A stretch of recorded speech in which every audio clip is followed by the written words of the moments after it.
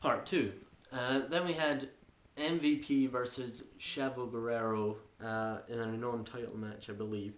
This, not that it matters, Chavo's never going to win, obviously. This was prefaced by a lot of stuff about MVP being talked about on The View, basically. But, yeah, Chavo Guerrero is really quite underrated, I'd say. He's actually probably quite old now, but I feel he is still underrated within the WWE, and he is clearly just on Raw going to be a massive jobber, whereas at least on SmackDown, they were at points pretending that he was a credible US Championship contender. This isn't great. This is sort of, technically reasonably sound.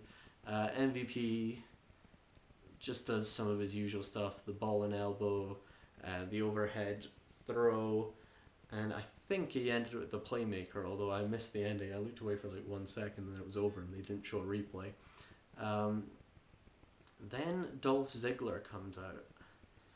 This was a distressing moment for me. Ziggler is not very good on the mic, as it turns out. Up to now, all we've heard him say is his pseudonym. Hello, I'm Dolph Ziggler.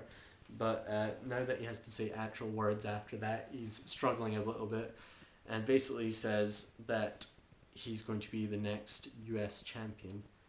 This is a pretty massive push for someone who has fundamentally won one match in their career, but yeah, apparently he's going to fight MVP at Madison Square Garden for the title.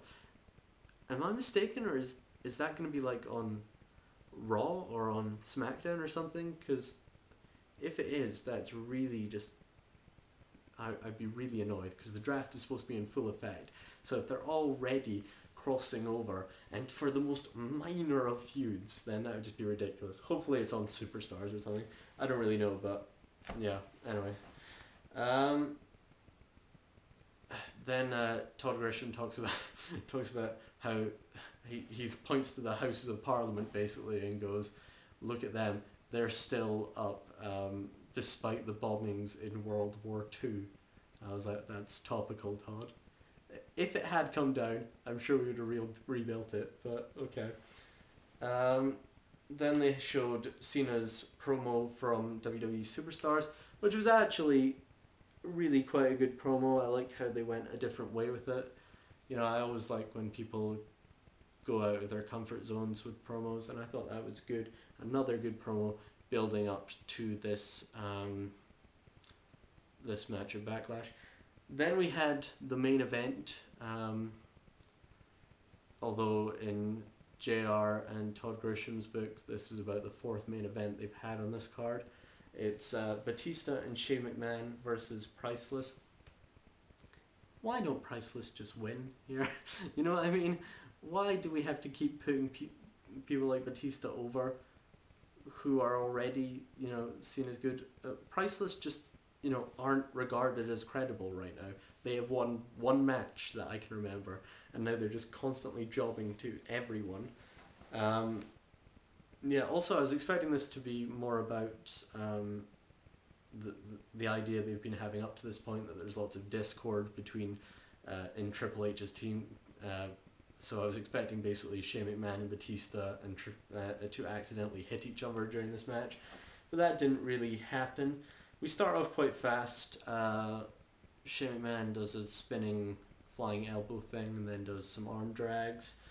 Batista does a spine buster on Rhodes, then a power slam on DiBiase, and we go to the break with a clothesline over the top by both Shane and Batista on both members of Priceless. Basically, Shane McMahon's in control, but then Ted DiBiase distracts him, and Cody Rhodes gains the momentum with a nice looking drop kick to the back of his head. And then with Priceless have the momentum for about 4 or 5 minutes. Oh my god, this was so boring. This tag team are really, really, really pathetic. The only things I can literally remember are Cody Rhodes doing one of the worst Russian leg sweeps I've ever seen, and Ted DiBiase doing a double foot stomp. The match ends. There's a lot of the match ends basically with Shane McMahon trying a roll up on Ted DiBiase. DiBiase pushing Shane McMahon, who accidentally goes flying into Batista. Batista comes in the ring with the referee distracted by something. What was he distracted by? I don't know. Something, you know. And then he pushes Shane McMahon out of the way and delivers a spinebuster to Rhodes. And then Shane gets the pin. And that's that. Again, this was not a good match. Priceless are not that interesting. And, you know, what good are these matches doing for them? Why don't they just fight Crime Time or something and actually win a match? Yeah, it's just, I don't know. All in all, the show, it just was pretty dull. Big Show Undertaker was really dull. I thought this last tag team match was dull. I thought Punk and Jeff versus Kane and Matt could have been quite good if they'd given Punk and Jeff, you know, the momentum throughout the match. But as they just let the heels dominate the whole time, it was really, really bad. And Matt Hardy, you know, I thought he'd improved, but he was actually atrocious in this match.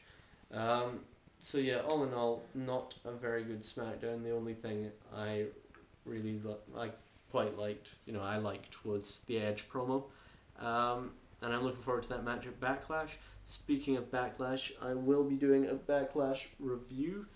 I'm going to be watching it live as well, so that should be up quite quickly after the event.